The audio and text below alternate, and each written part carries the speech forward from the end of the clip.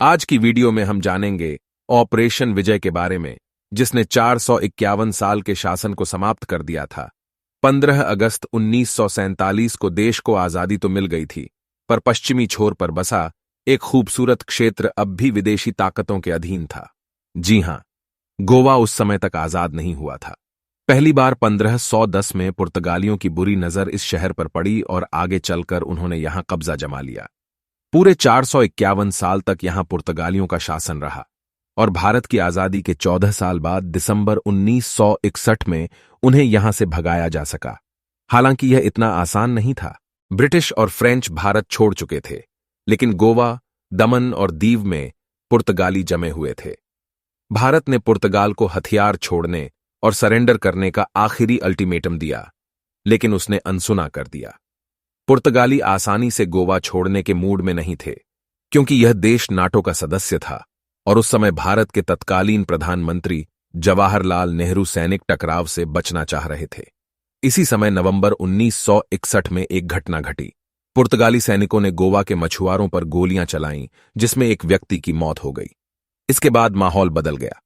तत्कालीन रक्षा मंत्री केवी कृष्ण मेनन और पीएम नेहरू ने आपात बैठक की और भारतीय सशस्त्र बलों को गोवा की आजादी के लिए ऑपरेशन विजय की हरी झंडी दे दी गई।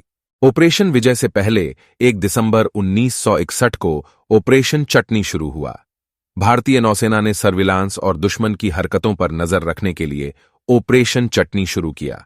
अंजादीप आइलैंड को कब्जे में लेने के लिए नौसेना ने यह मिशन चलाया। अगले ही दिन फौज ने अपना ग्राउंड असॉल्ट प्लान तैयार कर लिया। भारतीय नौसेना के जहाजों राजपूत और कृपाण को कारोबारी जहाजों को सुरक्षा देने के लिए तैनात किया गया। उधर आईएनएस मैसूर और त्रिशूल जमीनी ऑपरेशन के लिए तैयार थे।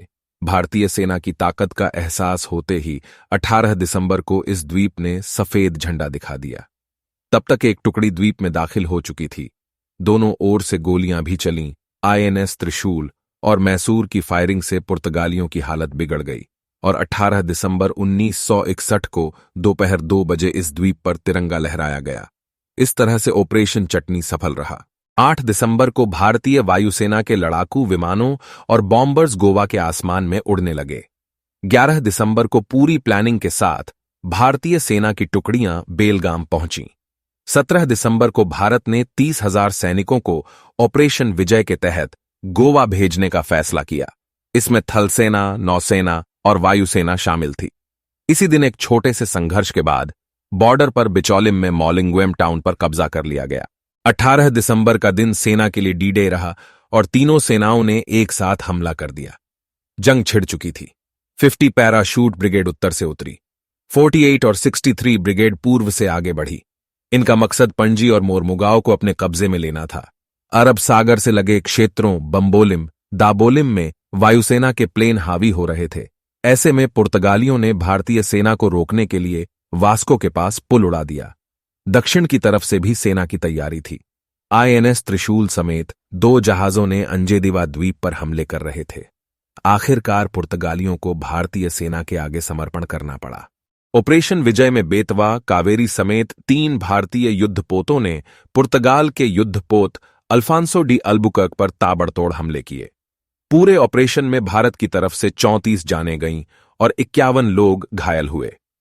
पुर्तगाल की तरफ से 31 जानें गईं और 57 लोग घायल हुए और 4,669 कैदियों ने सरेंडर कर दिया। गोवा की आजादी के लिए सेना के अलावा सत्याग्रही, पत्रकार और फिल्म कलाकारों ने भी अपने अपने स्तर पर लड़ाइयां लड़ी थीं।